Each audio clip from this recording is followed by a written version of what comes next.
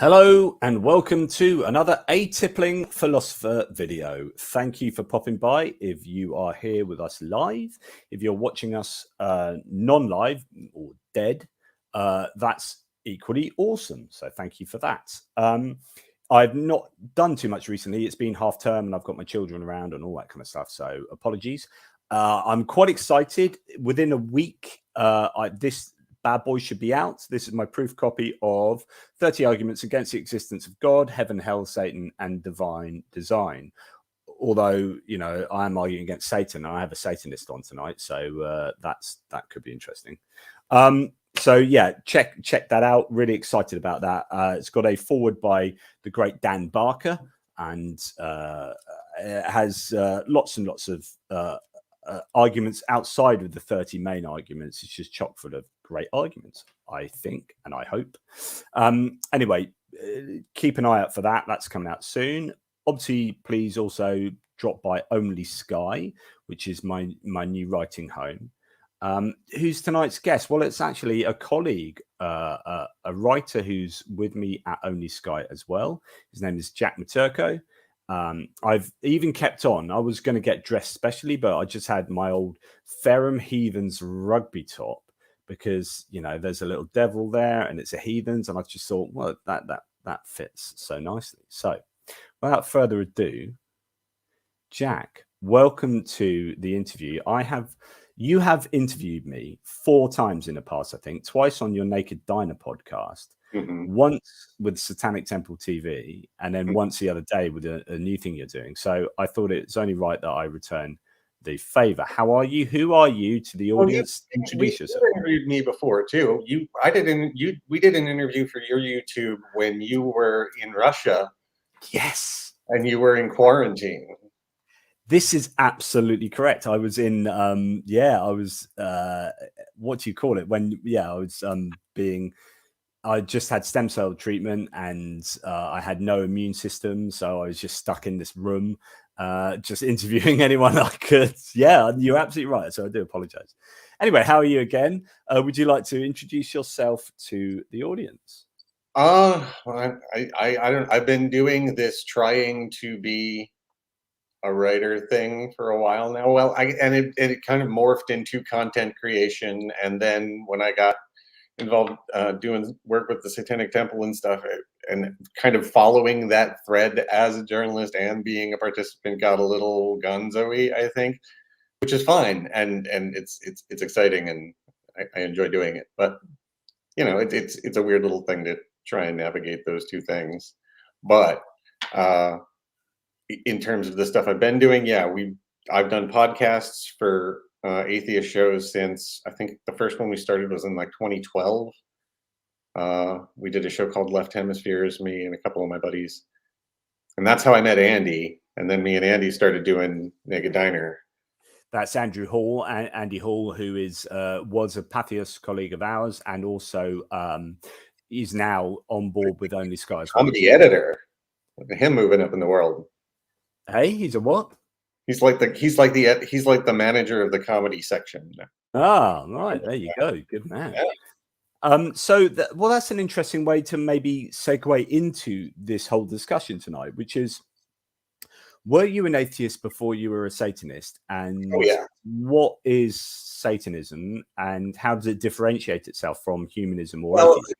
I suppose it depends a bit on how you interpret the way Satanists talk about Satanism, where a lot of them will say, you know, I mean, Satanists are born not made, like you've always been a Satanist, you just discovered Satanism at some point, kind of thing, is kind of their thought process on it. And I don't know, I think that it really comes down to labeling a bit. So I called myself an atheist for a while, and then I found the Satanist thing, and I said, well, no, I like that. This makes a little more sense. It's got a something to it, which has always been my criticism with just atheism as a thing, that it doesn't have anything more than being a question of whether or not you believe in God, you know, but there's no moral ethos to it at all. So that's interesting. So you're absolutely right. So atheism is either a lack of belief in God or a belief that God does not exist, or however you want to define it.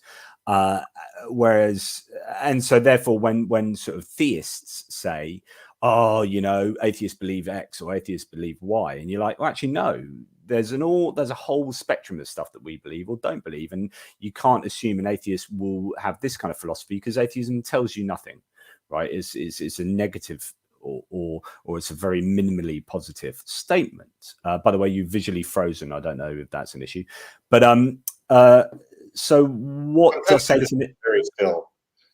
What does Satanism say? Like what you know, what is describe? Tell me, define it as a position.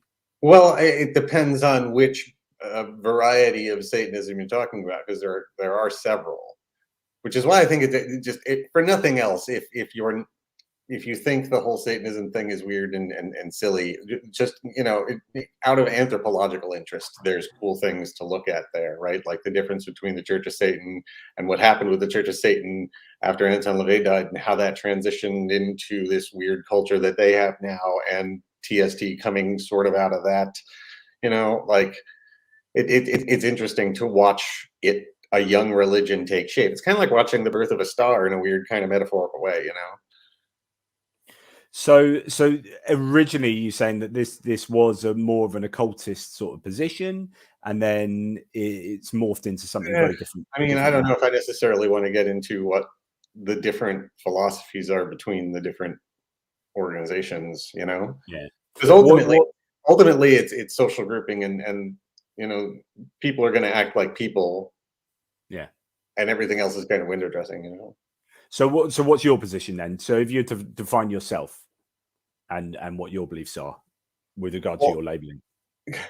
A large part of it is me just being, you know, an English major and a nerd, where I can really dive into, you know, Milton's kind of Paradise Lost, rebellious Satan thing, and be like, yeah, no, I feel like that fits my cultural narrative, you know, like whatever it is, that one, I like that one, you know.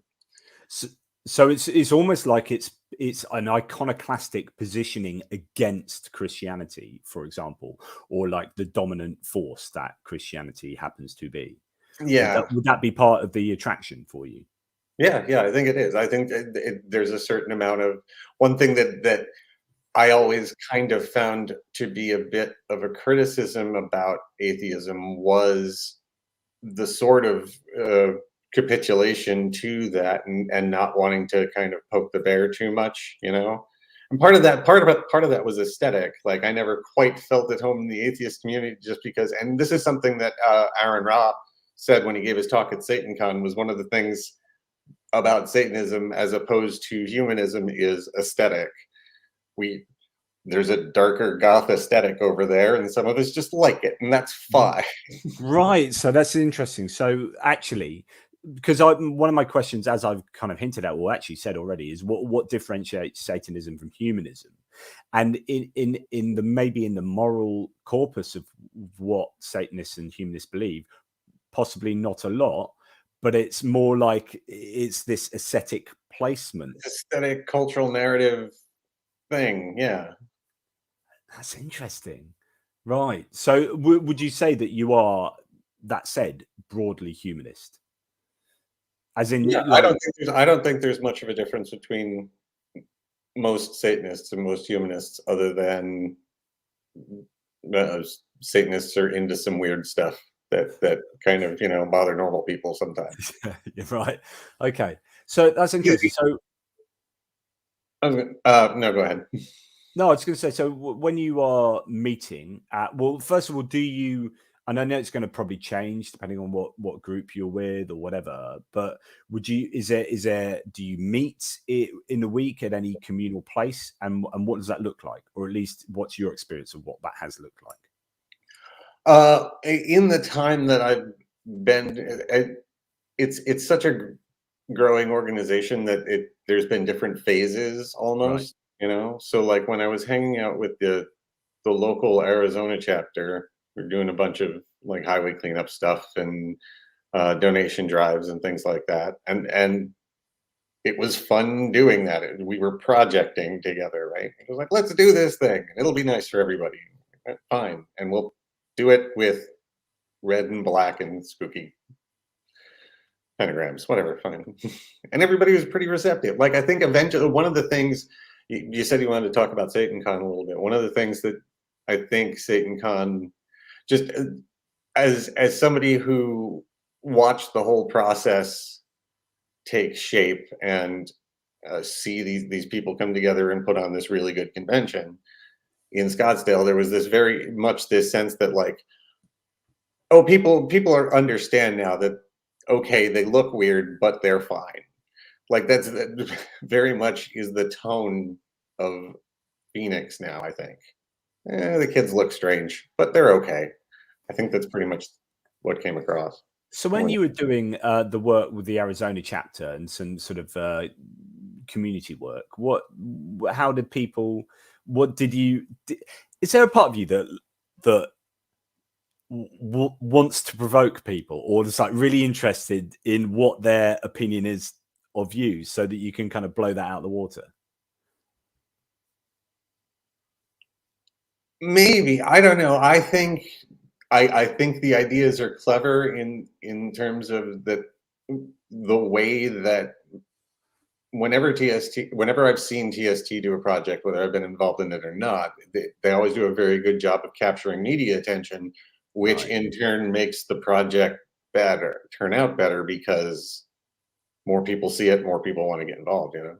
Yeah, brilliant. Of course, like if you're a media organization, right? You're a TV station, whatever, newspaper, you're going to like lap that stuff up. I mean, that plays really into this kind of cultural narrative, right? And whilst at the same time inverting that narrative, because the narrative, as far as Christians are concerned, is like, oh, Satan is evil. These guys are going to be evil. It's completely horrible. They're going to be, you know, murdering goats or whatever, you know. And it's like, no, we've come to help do some community work. Oh, right, okay.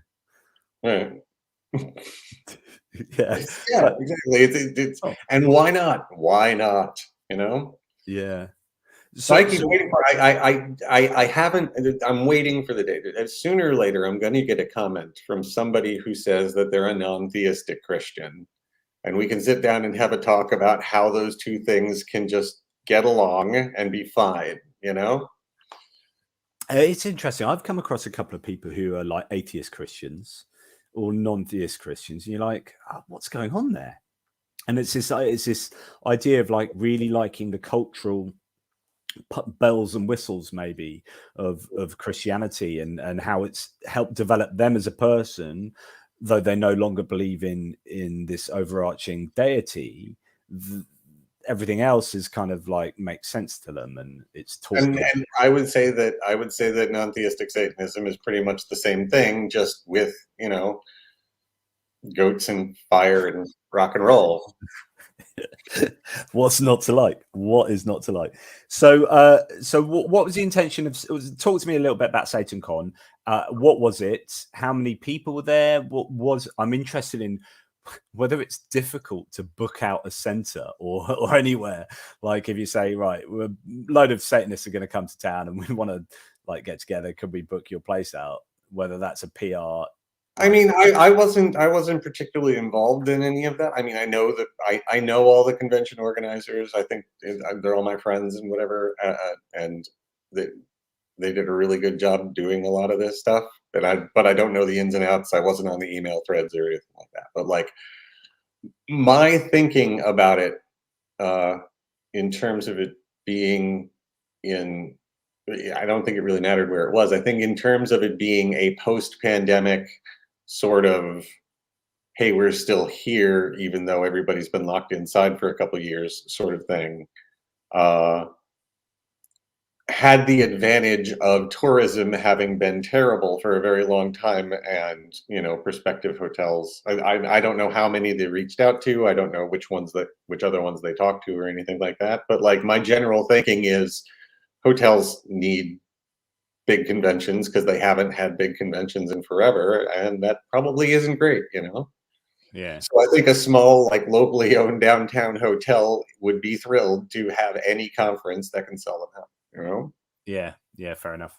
And so was this a kind of like trying to get get yourselves out there to say, here we are as a bunch of people. So I mean, it's as much about speaking to the outside world as it is about speaking to yourselves. it's not really my place to say what their objective was, but from my perspective of it, just as an attendee and knowing pretty much everybody there, and generally being, I was like, I felt like the time I was there was pretty much in this role of like the congregator who just happens to know everybody. Yeah. But I think it was good for that community to get a chance to all get to, because they've got the Satanic Estate, which is where they do their online services every Tuesday, and people hang out there, and that's in that online space, and that's cool and everything. But I think having a bunch of those people be able to get together and be in one physical space for a weekend was really nice after 2 years of people not seeing each other. Yeah, yeah, for sure. And when you say that, it was worthwhile, regardless of what branding or aesthetic you want to put on it. Yeah, yeah, nice. And so you say that the Satanic Estate meets every once a week online. What does that look like? What's involved in that? That's pretty neat. They've got they built this kind of weird kind of point and click online, almost 80s point and click video game kind of experience, where you've got different rooms and a little map, and each room has a different video feed going to it with things going on in a chat section. And so they'll do a service first, and that's an hour of the ministers hosting a conversation about whatever topic of the week it is. And then there's breakouts into after service stuff where we got a group playing Dungeons and Dragons. There's a writers group. There's a crafting group. And people just sit and hang out on Zoom, but also it's being projected into the estate. So there's a chat section where people can say whatever. So is that like, would it be similar to, say, the Sunday Assembly, which is this movement, this atheist movement to kind of make a church community experience? Yeah, there's something similar there. Yeah. So will you just talk on any kind of topics once a week then? Yeah, well, it's a general discussion. TST has a whole ministry now, so it'll be one of the ministers will basically pick the topic and kind of start the conversation, and then there'll be 3 or 4 other people in the Zoom, and they'll have like a general discussion about it. Nice. So, and that can be a conversation about anything. It doesn't need to be to do with, like, morality. Yeah. And it's whoever's hosting, it's up to them to frame the discussion. Right. Cool. So, what's your experience growing up? How did you get into this? Were you ever a Christian? I mean, I always have this opinion, this kind of default idea that everyone in America grows up a Christian and then somehow sheds that Christianity, because whereas in Britain, everyone just grows up apathetic and then continues their life being apathetic. Well, I'm going to start this, and then we're going to very quickly diverge into politics, because I was raised I was raised Greek Orthodox Catholic. Wow. Well, okay, interesting. And that's interesting. I was raised this because, of course, as a child, I don't think you can hold any particular position. Right. Well, I think that's one of the things I think about when it comes to how these divisions that we have between different sects and religions are largely aesthetic, right? Like, I feel like that having that aesthetic early on has definitely impacted the aesthetic I have now. Which was Greek Orthodox would have been quite an aesthetic, actually. It's rather than, I say, C of E, Church of England, being kind of but that's got its own kind of Englishness aesthetic as well. I've never really thought about this, but yeah, that's interesting. So you would have grown up with this culture that you're inculcated into this kind of idea of what reality is in a cultural way. Mm-hmm. Yeah. And yeah, talk me through that then. Well, that gives me a certain sort of a sense of aesthetic for where I think I fall in terms of what I think religious art looks like. Like one of the statues that's very, very popular with Satanists, there's this I think it's in Spain somewhere. It's the sexy Lucifer statue. I don't know if you've ever seen it. No, no, but I'll. The story of this statue is, so the church hired this guy to make a statue of Lucifer, and he made it, and they said it was too sexy, so they fired him and hired his brother, and his brother made a statue that was even sexier.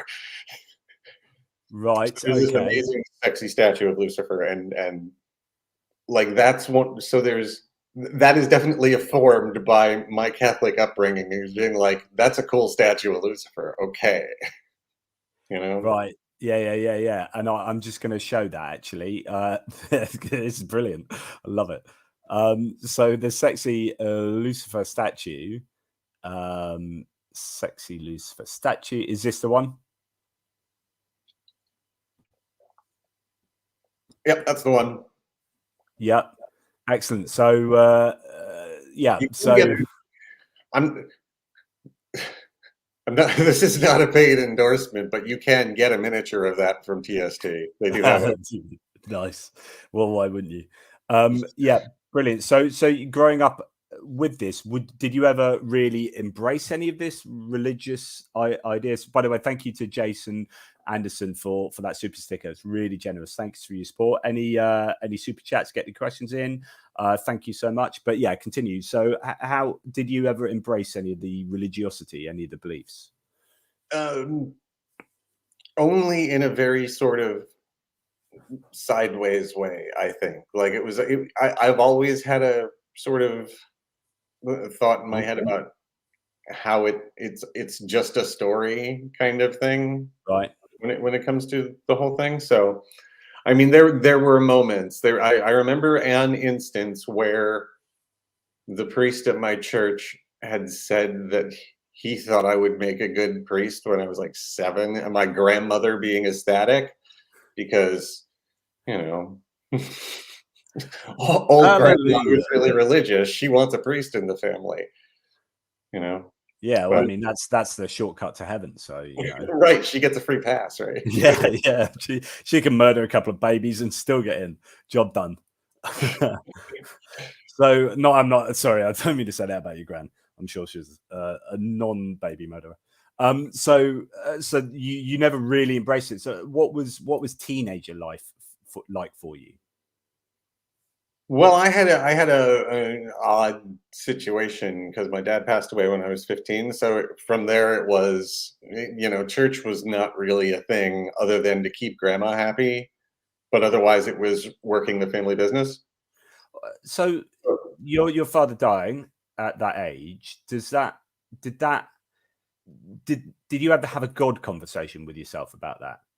Was there any kind I think I did. That was definitely part of my abandoning any pretense of supernaturalism and higher powers and whatnot. Yeah. Right. Yeah. Because it's funny how terrible things in people's lives, whether it's personal, whether it's warfare, whether it's whatever, it can it's just like, it seems it's so weird that you can go literally 180-degree difference. They can be like, right, I can only understand this by embracing God. Like that's the only way. There must be some reason for this, because otherwise, what? And I believe in a just world is when you have this idea that ostensibly the universe is just, right? So therefore, if some crap happens to you, then you can only understand it through God, or you go, the universe is crap. Obviously, God doesn't exist, you know. So it just seems one of those, and you chose the latter, or it confirmed the latter. I think it confirmed that there wasn't any particular system and no one was in charge and no one was steering, you know. My path to atheism definitely took like a detour through like chaos magic, you know. Like I'm not going to pretend that there wasn't some weird explorations of other stuff going on, you know.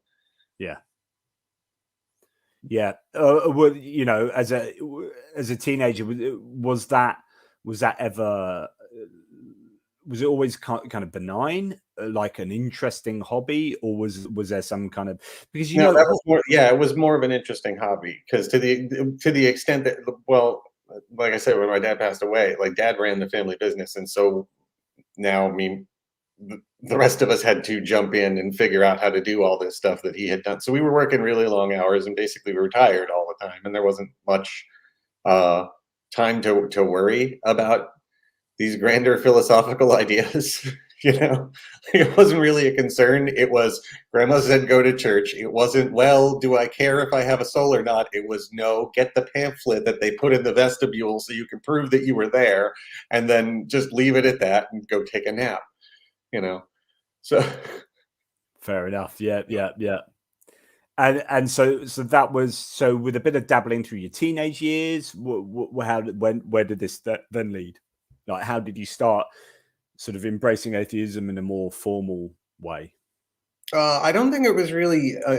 It wasn't until probably around, I don't know, 2008, somewhere between 2008 and 2010, where I felt like,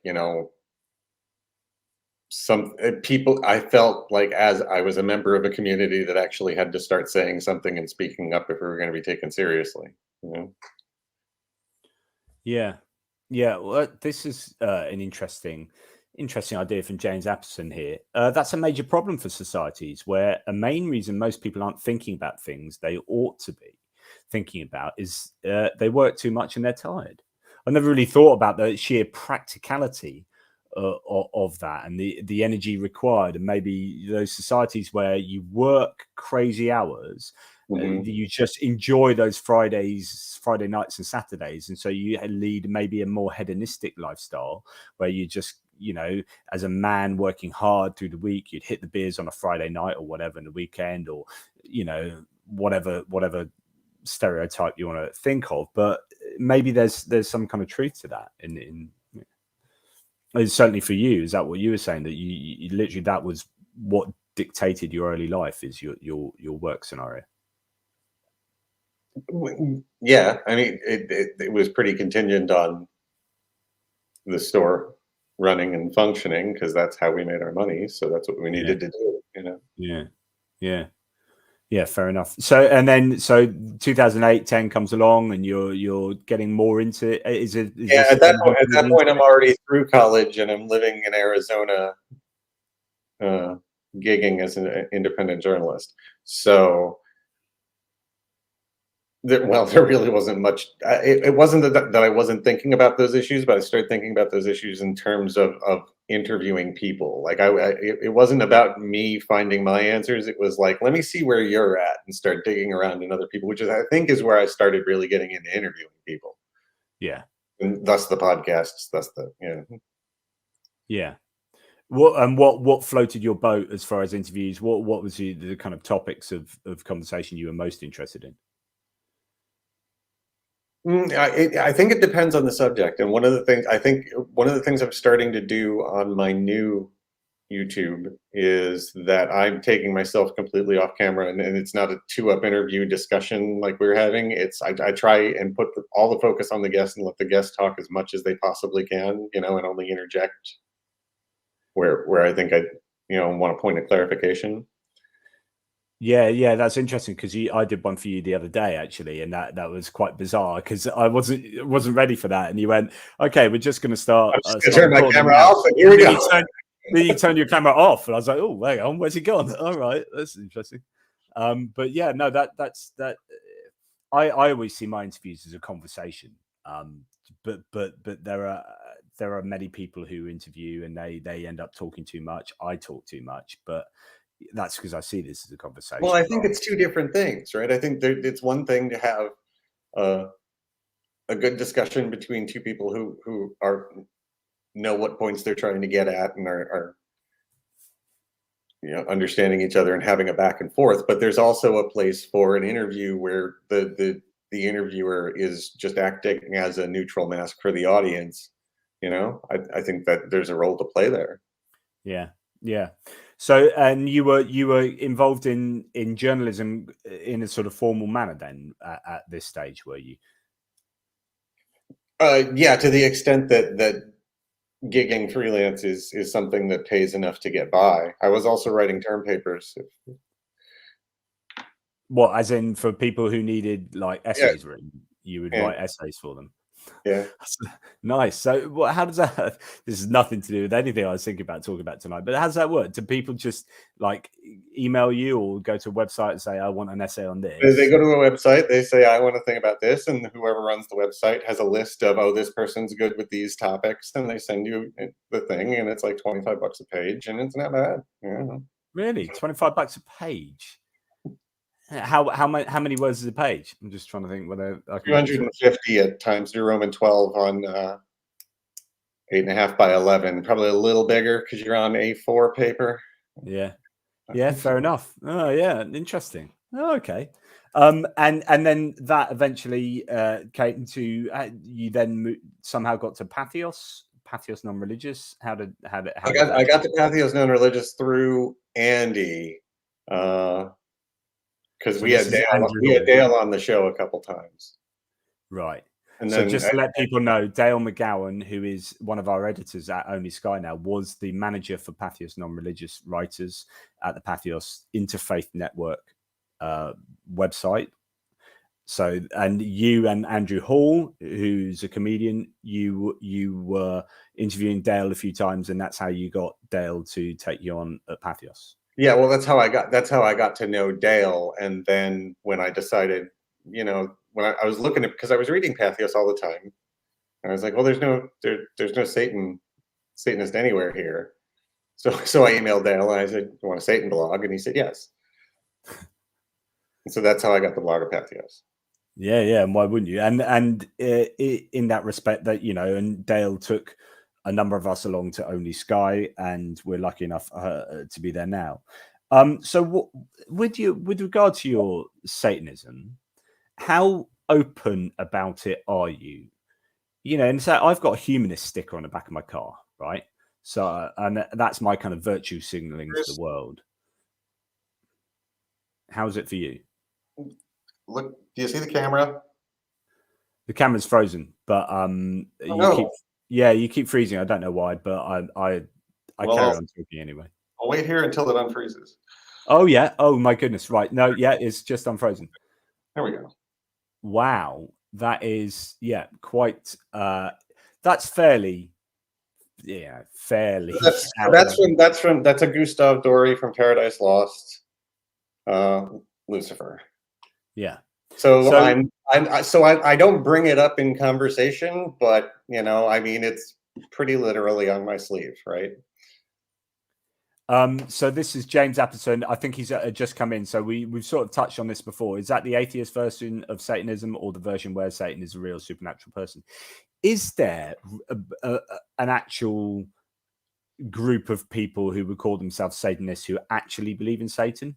So I think it's been pretty fairly decided, at least as far as every Satanist that I've talked to, it's agreed that like Satanist is the nomenclature for a non-theistic religion, and everything else would be they would call devil worship. I think would be the right. Okay. The preferred nomenclature to differentiate between the two.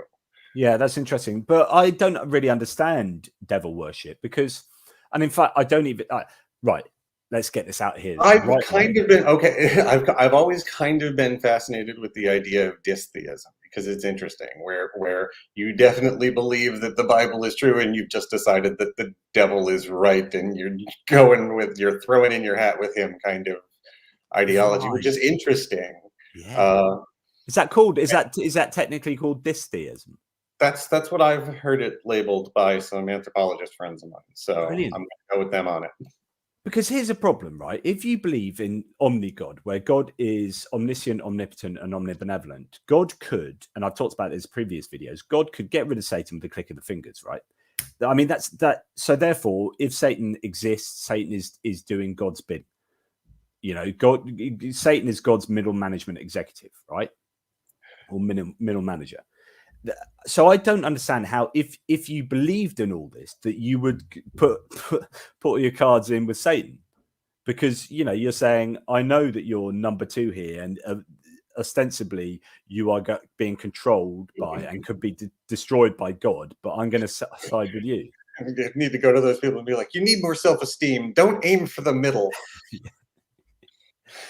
but you know, I don't understand it. But which is why I don't think there are hardly going to be any people who are genuinely like that.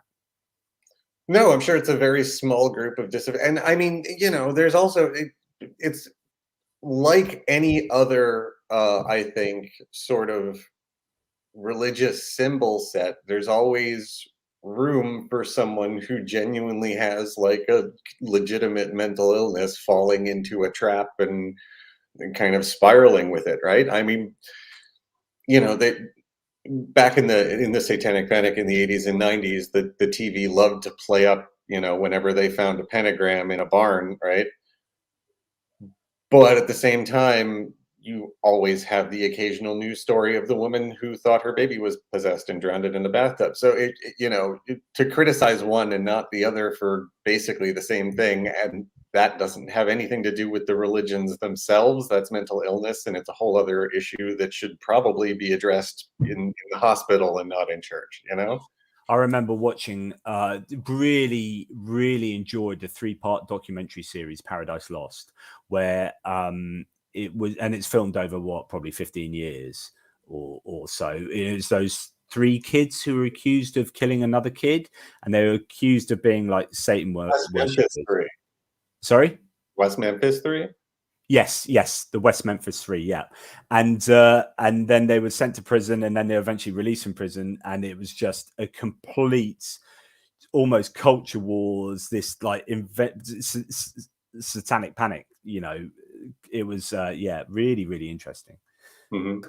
What I mean, do you still find there are elements of that? I mean, there must be in Bible Belt America. I think there are people who still definitely think that and believe that. I think the more that you see organizations like the Satanic Temple going out and just having that community of people who, you know, by everything that I've ever seen is entirely benign, just as much as any other group of people, right? Yeah. And I think the more that they're out there doing that, and the more they just win acceptance as who they are, then it'll be fine. Yeah, I mean, I was thinking I'm going to do my tippling philosopher. I am this tonight is sponsored by Vocation Hop, Skip and Juice Hazy Pale Ale. So thanks to my mate who brought them around the other night. So sorry about that. It's nighttime here. So I was going to talk about before we get to talk about other things. This idea of marketing the idea of Satanism. So does it act to make Christian understanding of Satanism look like a folly? You know, this like what we're talking about, the kind of satanic panic idea of Satanism. Like, does your version of Satanism is marketing itself to make that look ridiculous, or is there some sense that it devalues your own sort of positive vibe by associating your own movement with the baggage of satanic cults? Or both? Or this might get a little involved. So, one of the times that I had a chance to sit down and talk with Dale McGowan over on the Satanic Temple TV show, as you well know, Dale his actual vocation is a musicologist. Right. And, Yes. And so that's what I tend to talk to Dale about, is music. And when we were talking about like the evolution of music over time and how some kinds of music got demonized and branded by the church as evil and wicked and whatever, he talked about how the ancient Greeks had, you know, just Dionysian and Apollonian forms of music that were 4 different times dependent on what you were doing.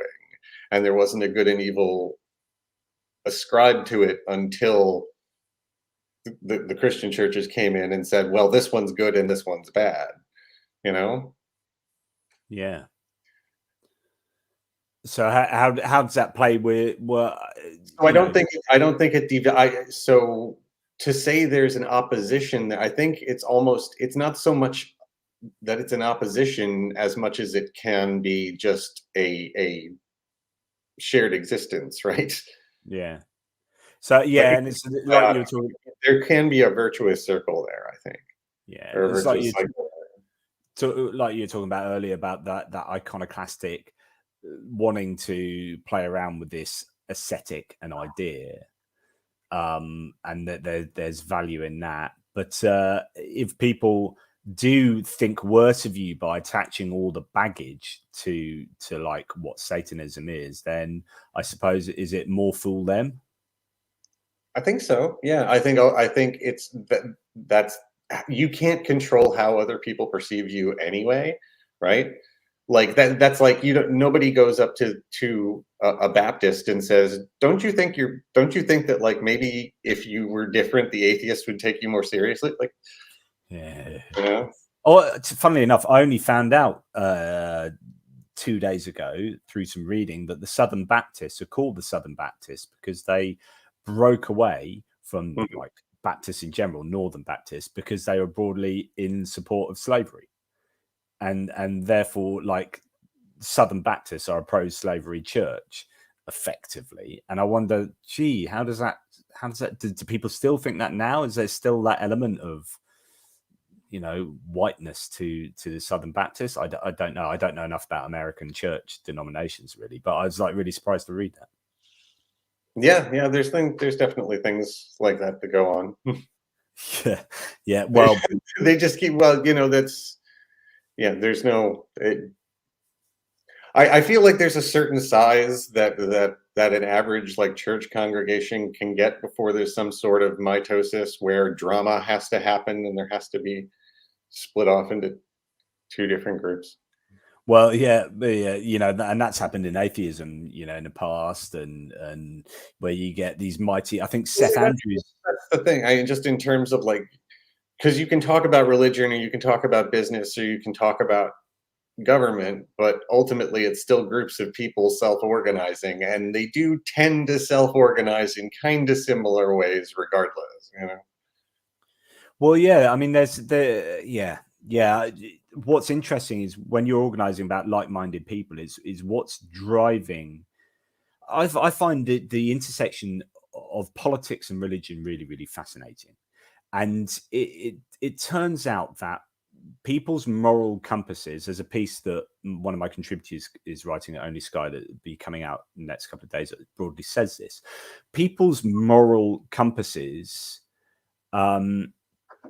or sorry, their theistic moral compass. So the moral compass that religious people get from their God just so happens to point in whatever direction they're already pointing in, they're already facing.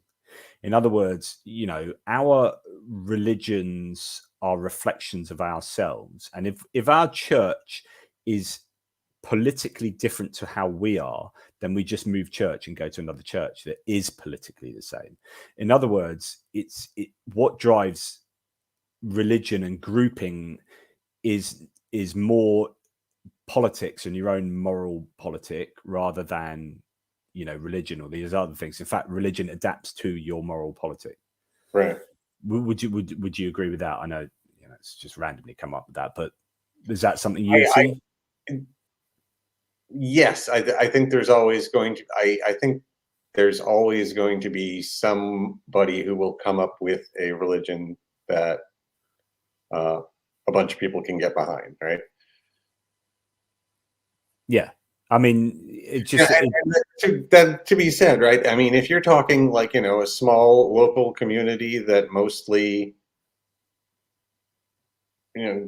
does just local highway cleanups and hangouts and help each other out and drive each other to the airport and all the things that like little local communities do. I don't care what aesthetic or narrative story you want to do that with your Harry Potter fan club. That's fine too. But like I think people need that community, and if a church environment is where they get that, then that's okay. It's only when church and politics start kind of playing into each other that I think it becomes a real issue. do you think the atheist communities or Satanist communities have a default liberal politic? No, I don't. I think there's definitely a spectrum on both of them, right? I think the atheist community definitely is predominantly liberal, but there is a small but vocal group of libertarian and right wing atheists for sure. And I Yeah. think the same is generally true of Satanism. I can't say how much TST is fair. Most of the people I know in TST are fairly left wing. You meet a couple people who are more sort of left leaning libertarian types here and there, but I don't think I know any like anyone in TSD who's particularly like far right. Yeah, and I think that is broadly supported by. I mean, the book I keep wheeling out is the Non-Religious by Phil Zuckerman, Luke Galen, and Pasquale. Phil Zuckerman is also a writer now at Only Sky, and I'm just reading his book, What It Means to Be Moral, which is a fantastic book. But he's got a lot of sociological data to support the idea that actually broadly atheists are generally liberal, but as you say, that's a generalization, and that there are always going to be, you know, subsets within that, and groups of people who aren't that. But yeah, I find that a really interesting area, kind of, because when we're talking about free thought and places like Only Sky, where we are, you know, trying to encourage free thinking, and of course, how do you encourage free thinking and positions that might seem morally or politically egregious to myself? How do we like, you know, encourage that, but also say, yeah, we encourage that, but it's completely wrong, and I find it morally abhorrent. Well, I mean, I suppose we could just find some right wing atheists to engage with. I don't know how that would. I'm sure we could. Right? I think it's the whole idea. I mean, what's your idea of freedom of speech, for example? Have you ever thought about I'm for it.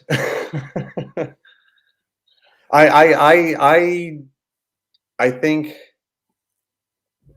yeah, I think anyone can say whatever they want to say, but I also think that like if you or I has someone on our show to talk about what we want to talk about, well, at the end of the day, it's still our show, you know. So you're going to play by my rules while you're in my house, kind of situation, you know. And that's just a matter of broadcasting, right? I mean, I think as a host, you have a responsibility.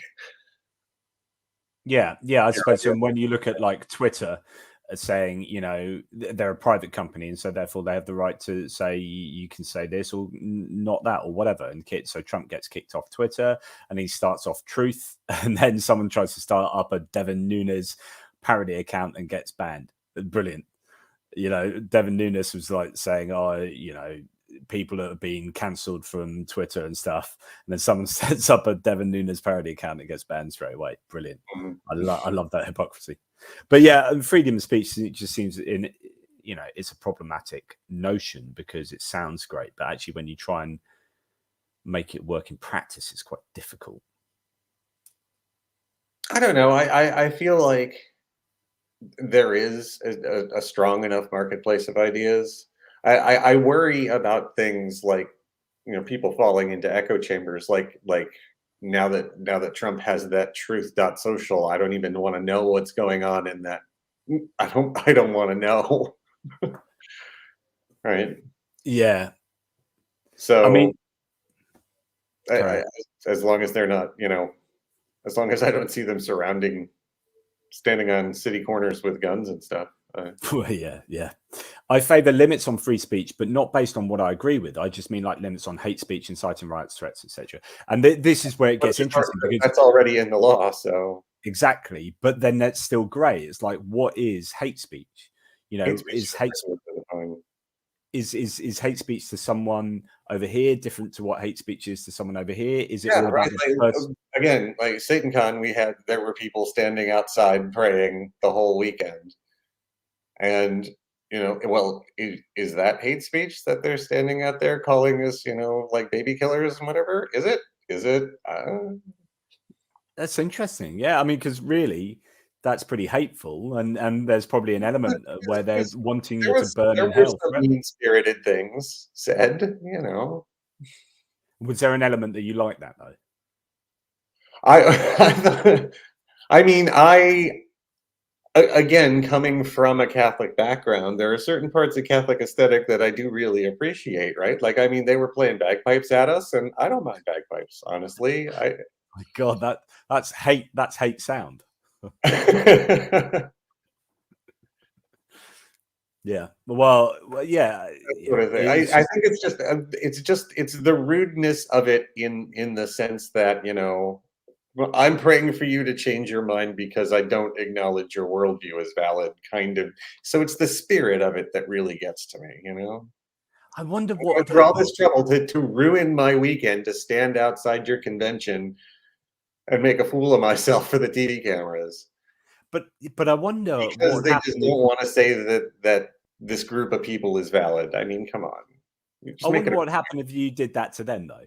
Like if you got like a bunch of 15 like Satanists and just went and played like heavy metal music or something, like like you yeah, kind of stereotype. like outside their bingo night, like Yeah, outside the church on a Sunday, just like, hey, just returning the favor. not even because that wasn't the TST SatanCon was like a community event thing with speakers and stuff. It wasn't strictly, I mean, it was a religious group, but it wasn't like a 3-day ritual or anything. It was Yeah, yeah, fair enough. speakers and drinking, it was fine. It was a convention.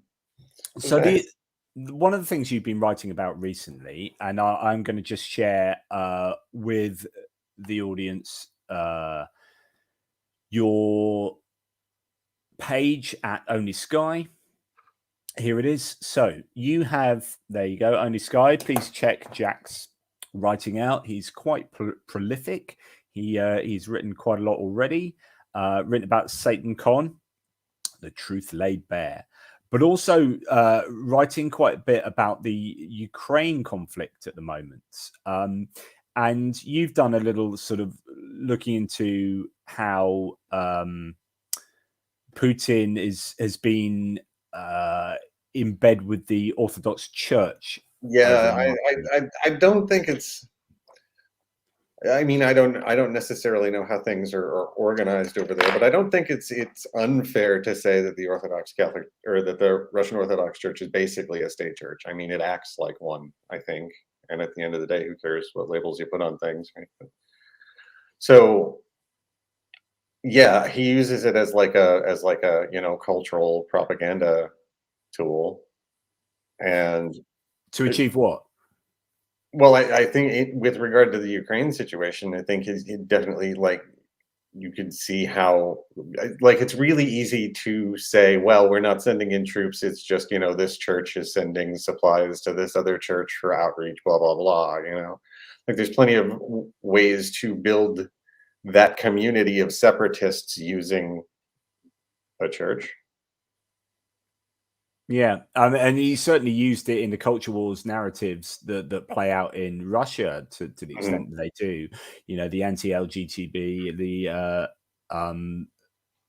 uh, LGBT, and or any marginalized Yeah, and community. just anti-feminism and all that Yeah, too. yeah, Sure. exactly. You put, what was it, Pussy Riot, and you all that stuff going on in the background was always the Russian Orthodox Church doing their thing, Hmm. and him happy, which is odd because Russia, was famously the example of state atheism, right? So you've got Christians always having a go at us for like Stalin and Russia. It's like, well, it's interesting now. You don't say Well, too much about. Soviet Russia, but prior to that, there was still the Orthodox Church under the Tsar, Yeah, yeah, and I mean, we there's in the broad scope of human history, the Soviet Union wasn't around for all that long. Compared to the religions that have congregations on the ground in those areas, the religions have been there for a lot longer than the Soviet Union ever was. one of our MPs came out yesterday and said Russia is having a go at Ukraine not being a proper state. It's longer been an independent state than it has been part of the Soviet Union. as so he said. I mean, I don't know the history of the Ukraine, but it was quite interesting how. Well, I mean, yeah, I don't remember when the Ukraine. And so, well, probably that might be true. So yeah, the Russian church is this, you know, it's this tool that Satan, I was going to say, that Putin, Freudian slip, that Putin can use. What are your thoughts on? And I know this is going to unfortunately put a timestamp on this video, because in 2 weeks' time, whatever we say now is just going to be that came. Yeah. But what do you think is going on with Putin? What's his end game? Well, it's interesting, because now that I've really started looking into it, like the Russian Orthodox Church, like using that as a vehicle to rally support in Ukraine is one thing, but he's also the reports that I've been reading have said that he's hoping to like have Russia have the Moscow Patriarchate kind of like, because I don't know how much everybody knows about how Orthodox Church is organized, but they're separated into different patriarchates, which are all just kind of, if you think of the Roman Catholic Church as the like the Vatican as the Rome Patriarch, the Patriarch of Rome, right? Well, there's these other ones that claim to have been started by the other disciples, and they are each their own patriarchate, right?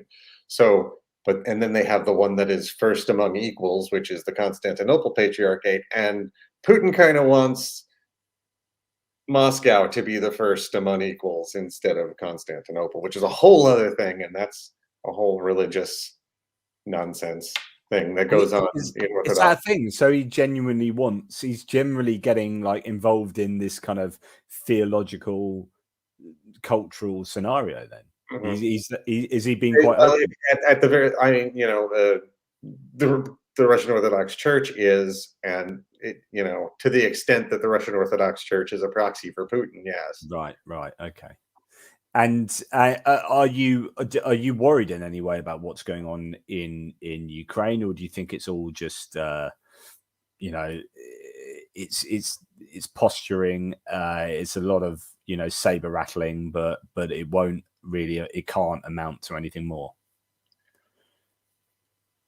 I mean, I think he's got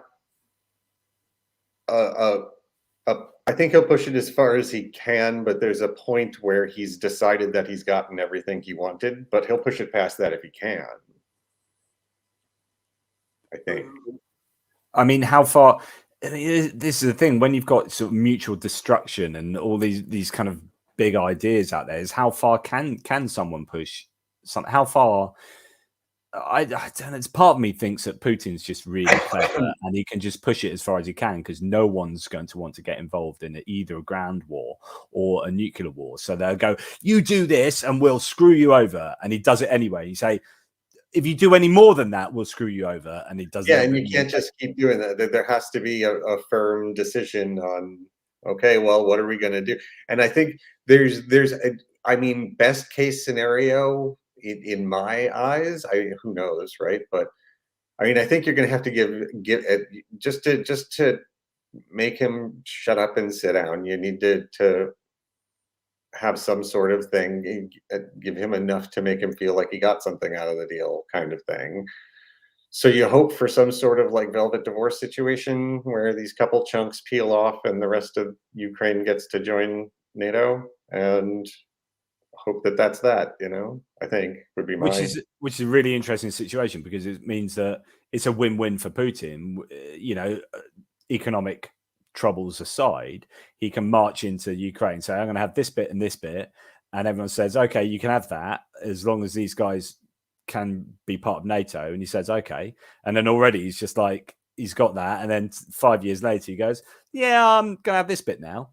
And then everyone goes, and then eventually. Well, right, but that's why I think saying that, like, whatever the eventual decision is, the part of the Ukraine that stays not Russia would immediately join the UN, and that would set up where that line is, Right. So there's no more kind of going no more of this, will the Ukraine join or not, back and forth. Just, okay, this side joins. That part you can keep, fine, whatever, we're going home. Because otherwise it's just going to be a mess, and yeah, Ukraine's had a rough history as it is. Let's not drag them through any more shit. That's what I said.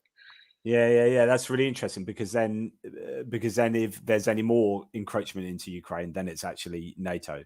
You are now messing with NATO, but then it's how toothless is NATO? But there you go. So in terms of your writing, you froze up right at the 1 hour mark. I don't think back. I'm frozen as far as I'm concerned. You've been like freezing off and on to me the whole time, but I don't know. Can you not hear me? Okay, you're back. Okay, cool. I didn't think I was freezing, but you've been freezing off and on for the whole time. So hopefully, Just at one time, I think. Hopefully it'll come out okay in the end. So you've been doing, you do a lot of writing, a lot of podcasting. Where are your interests? Where are your interests going? Before we start sort of wrapping this up, where are your interests going now compared to maybe where you were 10 years ago? I don't know if I necessarily think of where my interests are in just like the day-to-day writing and composition and stuff that I'm working on. I tend to think more like, I don't know, a year or two out. I think right now I know that I'm going to get sucked into writing about the campaign season as we move through this year, and just gonna have to be hardcore into politics for a while. Because I enjoy watching the races, and I kind of enjoy watching politics a lot, like sports, and kind of viewing it through that lens, which I think makes it interesting for me to write about. I find American politics compulsively interesting. I can't get enough of it, and it's kind of depressing because the whole system's broken. You've got gerrymandering, you've got lobbying, which is like open corruption. You've got a two-party first past the post system, which is the least democratic system you can possibly get. And it's such a broken system, yet it's supposedly the kind of flagship for democracy in the world. And yet there are so many more democratic like examples in the world, better examples. And for all its foibles, because you're so important and so powerful, it's just compulsive viewing, and the midterms are going to be mental. Yeah, it's gonna be nuts. And I just don't I think with our new platform at Only Sky, there's a lot of room to get into interesting nuances of the stories that I think tend to get missed during an average campaign. Yeah, I mean, part of what we're going to be about is giving voices to the under and unrepresented, but also the options for voices that we can present for people is going to be interesting. It will be an interesting time for Only Sky, and certainly for America. Are you hopeful? I mean, this is assuming you're broadly democratic leaning. Are you hopeful for the midterms, or is it going to be an absolute disaster? I mean, I try to remain positive right to the very end.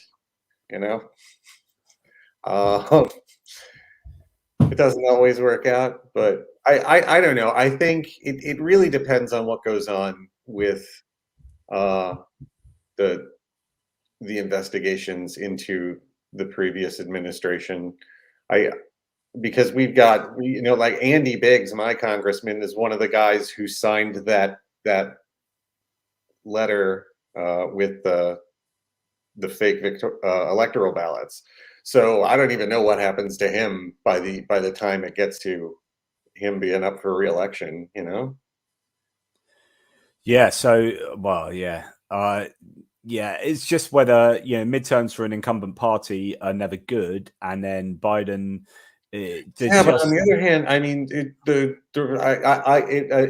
one of my posts on Only Sky is one of my videos on YouTube where I talked to one of the local secular coalition organizers about lobbying at the state capitol and what her experience is like doing that.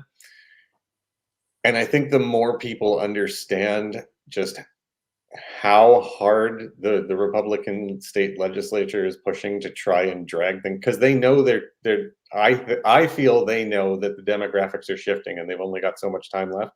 So they're trying to railroad through as much stuff as they can. This is really, once people start to see, once we make news about what they're passing and what they're trying to do, people really start to see that this is pretty crappy, a lot of the stuff they're doing. Yeah, so this is really interesting as far as the move, like Only Sky, we know that the demographic is in our favor. You know, when you're going to get a funding for an organization, you're saying, by the way, we're going to be a non-religious organization that is looking to represent and give voice to the non-religious. Like your hedge fund managers are going to be thinking, uh, well, that's only going to grow. Like let's look at the statistics. Yes, it's going to grow. So this is going to be surely where we're going to put. This is good money. This is sensible money, demographically speaking, statistically speaking. And so you know, you're right. It is a trend that doesn't seem to be stopping of the secularization or the growth of non-religion in America. And as the religious get smaller and smaller, they fight harder and harder because they're in their death throes. You know, it's like an animal that's been forced against a rock face, has nowhere else to go, is going to fight even harder because its death is on the line. And do you think that's what's going on with the Republican and the neoconservative religious Republican right? Yeah, I mean, the religious Republican right, yes, but the neoconservative Republican right, no, not necessarily. There are atheist neocons, yes, definitely. Yeah. Sure. You know, so I don't think that religion is necessarily where that line is going to be drawn once you start talking about, like tax policy and socialism versus free hand of the market stuff. I think there are a lot of loud libertarian and right-leaning atheists who are just going to say the same thing and try and push through the same policies. And once that's what you're talking about, once you're not talking about religion anymore, then if conservative, atheists and whatever, if the Republicans are winning, basically, then all these social programs that they're cutting have to be done by someone, and you need groups like humanist organizations at the least, or and religions who aren't full of jerks, uh, filling the role of stuff that government's fallen through the cracks on. Yeah, that's a really good point. And when you look at all the 538s, lawmakers and senators, and you think, right, none of them admit to being openly atheist. Okay, there's a couple that say they're like humanist or secular or whatever, but none of them say I am an atheist. And there are, well, so statistically speaking, maybe a third of the US at the moment is broadly non-religious or religiously unaffiliated, right? So given that, you would expect a good couple of hundred of lawmakers to be non-religious, but there are zero. That's really interesting. And but what that means is, like you say, there's going to be a bunch of those who are neocons, like just Ayn Rand famously, as a libertarian, was non-religious, so an atheist. So that's a really interesting scenario, which is in the death of religion, maybe in America, which is a long-term thing, or as it recedes, then you might start getting a lot of these. Neocons who would be happy to come out and say, yeah, okay, I'm non-religious, but yeah, I'm still a neocon. Yeah, I'm sure it'll happen. Yeah. Yeah. But you're right. So lobbying, I mean, this is part of what Only Sky is about, which is like giving a voice to and changing the political landscape. What is the challenge? What's the biggest challenge for either the left or the non-religious community in America going forward, sort of politically speaking? Well, I think since the biggest problem in any sort of situation like this where your group is in the minority is in a game like American politics, where it's so money driven, you have fewer people with less money. It's harder. The system's generally tilted towards whoever spends the most, you know, which is why you have groups like Alliance Defending Freedom who have like a $50 million a year budget, and then they're getting sued by like American atheists, and you're like, man, they got so much more money. this is the point that I've made so many times before, is that the lobbying of the the AHA, the American Humanist Association, and American Atheists as groups that lobby is just a drop in the ocean. Like the religious right in America have, and you can throw in like the Heartland Foundation and all these kind of pseudo religious they're free market organizations, but it's all kind of, at the moment, it's all wrapped up together, and you're thinking that's a phenomenal. Well, this is the catchy line I've been saying for a bit now, is that unfortunately there is no constitutional separation of church and business. The lobbying. So I feel really strongly about lobbying in America, and it is daylight. It is daylight corruption. It's legalized corruption, and I don't understand how you can be a politician and take money from vested interests. It's wrong. Like, how can the NRA openly pay every single Republican lawmaker, and then expect people to make? And the same with the healthcare industry. I know Michael Moore's a firebrand leftist, but his Sicko documentary is fascinating because in one part he had all the lawmakers who are involved in the policy making decisions for American healthcare, right? And they're all up on the stage, and he put a different price tag over the top of each of them, and that was how much money they were paid by either pharmaceuticals and or like health insurance. Like here's 100% of the people responsible for healthcare decisions, policy healthcare decisions, and every single one is getting paid by the health industry. And I think nationally the number is 4 out of every 10 hospital beds are at a Catholic hospital in this country, which brings us right back to the religion grift being baked into the system. So yeah. Oh man. And then this is when I just start getting angry, because it's so unfair. It's just like, it's so obviously unfair that the laws should be changed. But when the people in power, the people that change the laws, they're never going to make laws that are effectively going to, dilute their power. Mm-hmm. God damn. Anyway, sorry, Jack, you got me pissed off. My job here is done. yeah. So just as we wrap up, is there anything you want to say about anything in the world at all? No, I don't know. Nothing. Go check out the blog. Yeah, definitely check out. Well, it's not the blog anymore; it's a column. Not a blog anymore. Yeah, I'm so used to saying that. I have a column now. Yeah, so we are columnists. We've gone up in the world. So Jack has a column at Only Sky. Please check it out. It is fantastic. He's a great writer and content creator. Check him out. Where can people find you on YouTube? I don't know if it's just Jack Matirko on YouTube, right? Like it is on the screen there. Yeah. So check that out. And then there's the Satanic Temple. I know that you've interviewed me on Satanic Temple TV. I do.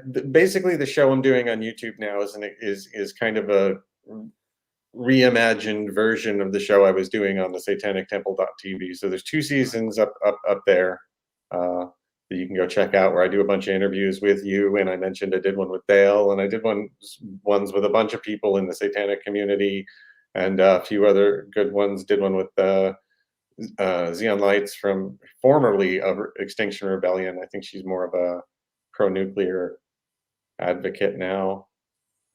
Yeah, well, that's a whole interesting discussion there about nuclear is interesting, and I'm actually undecided on nuclear. I'm fairly green, but it all depends on how safe you can make it. Xeon's a lovely guest. You should hit her up. Sorry. Xeon Lights is a lovely guest. You could hit her up, I bet. Yeah. Sounds interesting. And you are also dabbling with a little bit in fiction, are you? Yeah, I noticed when we started plugging our content into the new website that we had a category for fiction. So I decided I'd try and throw a few pieces together, and I always have some little scraps of ideas sitting around. And I like the idea of occasionally trying to take this SEO article format that we write, and trying to fit small little stories into it. So I've started doing that too. Yeah, nice little creative variation. Well, look, Jack, thank you so much for coming on. But before you go, I've got some quick fire questions for you. Okay. So you're not allowed to put too much thought into this. What's your favorite non-fiction book ever? Ooh.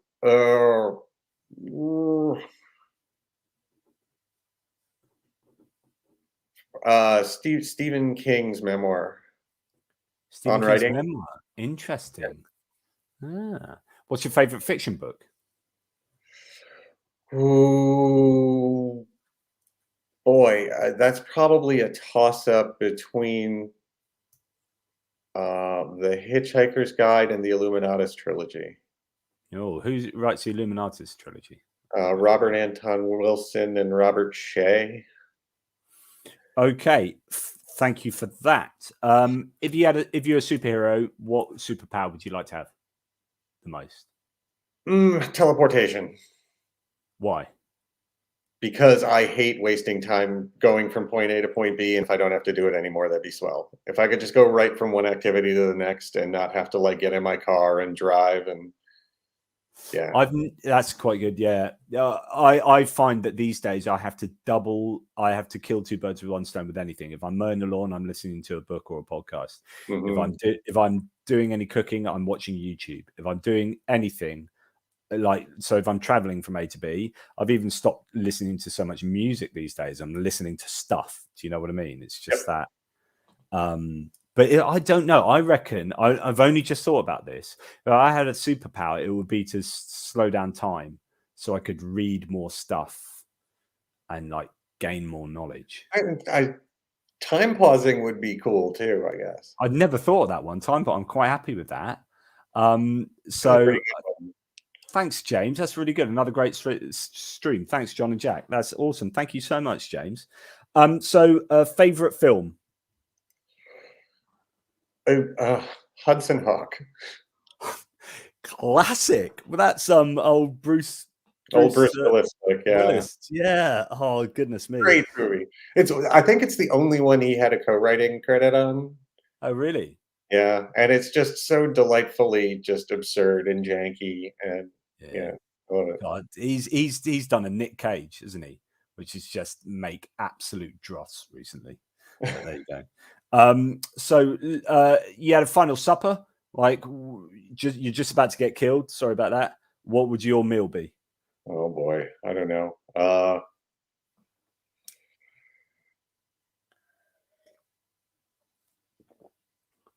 You obviously don't like food that much. Goodness me, I thought that was the easiest one. Oh, fish and pierogies. I'm gonna go with fish and pierogies. I don't even know what that is. Well, I know what fish is, but there you go. What is a pierogi? It's a. I don't want to say it's Russian. It's Slavic. It's kind of like a.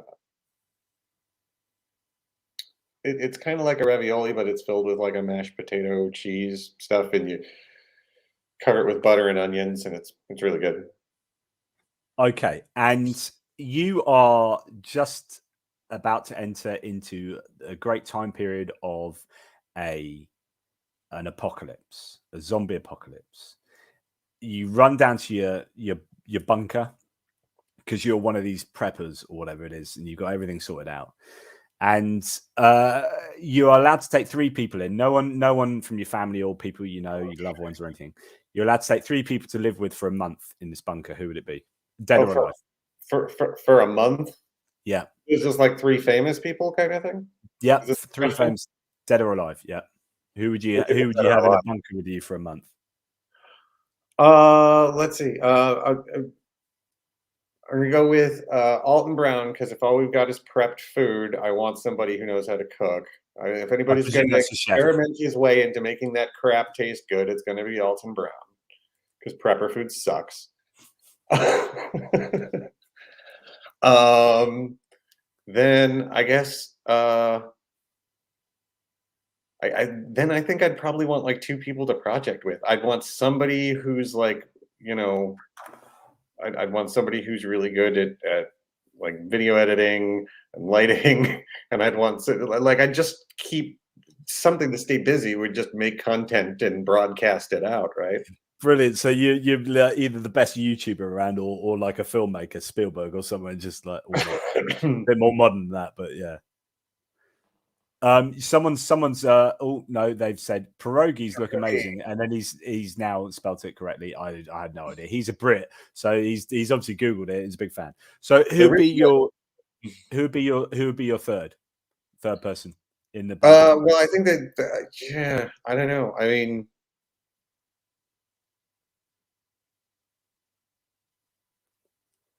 who could I spend a month?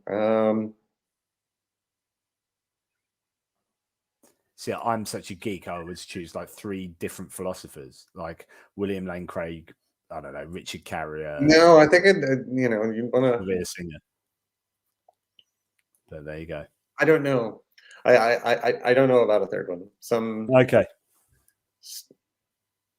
Yeah.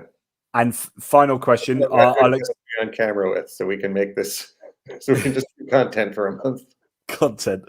Brilliant. And final question is, if you could see a band that you've never seen before, they can be dead or alive, who would you like to see? That you've never seen. Oingo Boingo. I wish I could have seen Oingo Boingo back in the day. That would have been a good one. Boingo Boingo. Oingo Boingo back in the day. Yeah, and like somewhere around, I don't know, late 80s, early 90s. I'll have to check them out.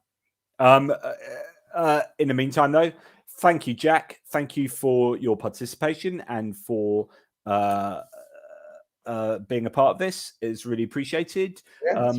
Where can people find you on Twitter? At LED flashing, LED flashing. LED flashing is where you find Jack on Twitter. Jack Matirko on the tubes, on the YouTube, and Only Sky. Come and check his content out under Jack Matirko. Indeed. Thank you very, very much. Any last words? Nope. I just thanks for staying up late. I know this is a weird one. No, it's not too bad. Any last words? I like that. Well, cheers, Jack. Really appreciate that. All right.